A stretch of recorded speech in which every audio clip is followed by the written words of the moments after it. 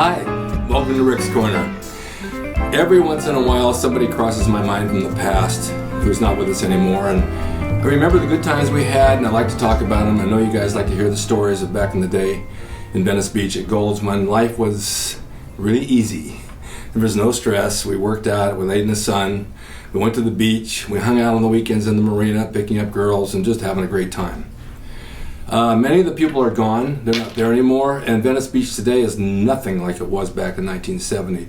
It's full of kiosks and people from other countries selling wares and all types of, you have a lot of gangs down there lately. There's a lot of crime and it's just crowded. It's just not fun like it used to be. They took over and it's just not the same place.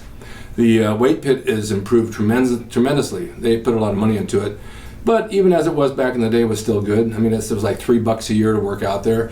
And we go from Gold's down to the weight pit and work out on a Sunday and just get some sun on our face. And something about lifting out in the sun on the beach, you had an extra amount of strength. And maybe it was because spectators were watching you. Now, they're not spectators like 1,000 people a day. You might have had about 20. But even at that, it was so much better. There was a group of us that trained together, as you know. There was Arnold and Draper and Zane and Giuliani and Roger Kellard and Denny Gable and a whole slew of people. And those people that trained with us also that didn't compete in bodybuilding, but they were just as good. They were just really good people. They didn't care to compete. Not everybody that lifts weights wants to compete. A very few amount do, and that's the amount that we see in the magazines and make notice of. But there's those who don't that still look just as good. Well, people came out like Roger Kellard, for one, who was a very good friend, and we did some movie stuff together. And then I want to talk about another person by the name of Denny Gable, and many of you remember him. Denny was a big guy. He was very strong and very big, and he trained with Arnold, he trained with Roger, he trained with me, and we all hung out together. He had a wonderful sense of humor. He laughed about everything, and we had a lot of fun together. We did a lot of auditions. And I remember a couple of situations you guys are going to laugh at. We had to do a movie called Mistress of the Apes. And we were supposed to be what they called near men. And you can look this up, Mistress of the Apes, it's on the internet. Jenny Newman, a girl by the name of Barbara Lee, who was a Playboy model, was in there. And there was about, maybe 5 or 6 of us that played the half man, half ape. And Denny and I were the main leads. I'm still laughing about this. We wore this ape mask, not a mask, but it was pieces like a nose, a forehead, and a mouth, and a piece like this, and it protruded. But it looked good. It was really good makeup. The top quality makeup guys did this.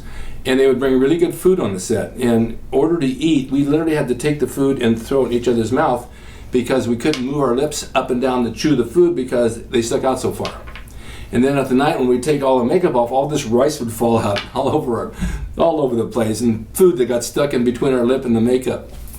We had to get a life mask made. If any of you know what that is, they put plaster over your face, or not plaster, they put this foam in 2 holes for your nostrils with straws, and they cover your eyes. Well, if you're claustrophobic at all, it is very uncomfortable. You have to leave it on for about 30 minutes, and 30 minutes is like a lifetime. You can't talk, you can't say anything, you can't open your eyes, you can't do anything. You have to sit there with this stuff on your face, and you begin to get crazy. You begin to get an anxiety attack and a panic attack, and all you want to do is out. But I stuck it out, Denny stuck it out, and then they made what they called a plaster mold from the mask being our negative to a positive. So when you took the plaster out and laid it down, it was our face. So the makeup man had it laying on the arm of a chair or a couch, his and mine, Denny's and mine. We went over there one day to check on it, and we looked at ourselves, and it's like, oh my God, we look like we're laying there dead. I mean, it really was our faces.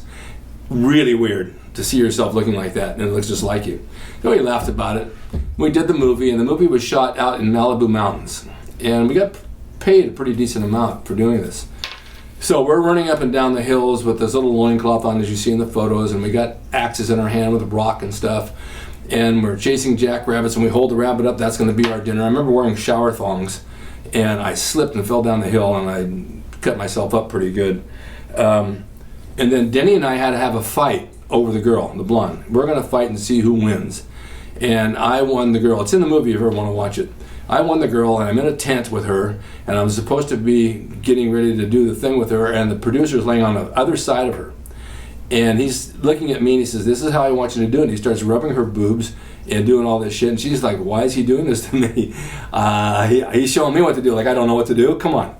So Anyway, we shot it, and then Denny and I would go back and we'd eat, and we'd sit in the trailer, and then this blonde and the other girl, which you see pictures of, came into the trailer, and they talked to us every night. They were so excited and sexually excited to be with us. They wanted to be with us in the worst way. And we are in the worst way at that point. So nothing ever happened. They said, okay, the night that we're done with the film and we get the makeup off and we pull it off and we'll get to see each other, then we'll have a great time. So that night came. It was the end of the shoot. It was in Malibu. We're in our trailers getting dressed, taking all the stuff off our faces. The two girls walk in. They look at us. They don't remember who we are because we don't have the mask. And I said, oh, yeah, okay, yeah. Well, it's really nice to meet you. And they left. So that was the end of our hope. We had no hope after that. So that was a funny story. And then we did the movie with Mae West called Sex Debt, which was her last movie. Now, for a lot of younger people, Mae West was a very, very big icon in Hollywood for many, many years. Her and W.C. Fields back in the 20s and 30s, and we did this movie with her when she was 85. Cal Scalick, me, Jim Morris, Franco Colombo, Danny Gable, Jim Charlton. There's all on the cover of this magazine you'll see. And we hit the set every day. Every day we'd be down in the studio waiting for her. And she was 85, and some days she just couldn't make it. She was just too old. And then on the day she did make it, she was very graceful and nice to be with. I'm standing next to her, and she says to me, her line is, she walks into the gym and she goes, oh, all this meat and no potatoes. Everybody's kind of laughing, and I'm standing with a barbell, and she looks at me, she says, did you lift this thing? I said, well, I lifted twice as much last year in the Olympics. She said, did you get a medal? I said, no, I got a hernia. So she better give it some rest. And all the guys are cracking up. In the meantime, she has an earpiece in her ear, and she's supposed to say her lines, but the earpiece is picking up police calls on the freeway. So she starts rattling off police calls about a car 22 over in 405, and no, those aren't the lines. Anyway, Denny and I worked on that. We did a lot of auditions together. We hung out together. He was just a super guy, and just a lot of fun. And he passed away in the year 2000, which I found out a few years ago, and he moved back east where he lived, and I don't know what he passed away from, but he was really missed, and he's just one of those guys that you always remember from the past. And I just wanted to pay a little tribute to Denny, because Denny Gable is a wonderful guy, and a lot of you people out there might know of him, and this is what I want to say about Denny. So I hope you enjoyed this. Denny, rest in peace. It's been a long, long time. I miss your face. I miss your personality.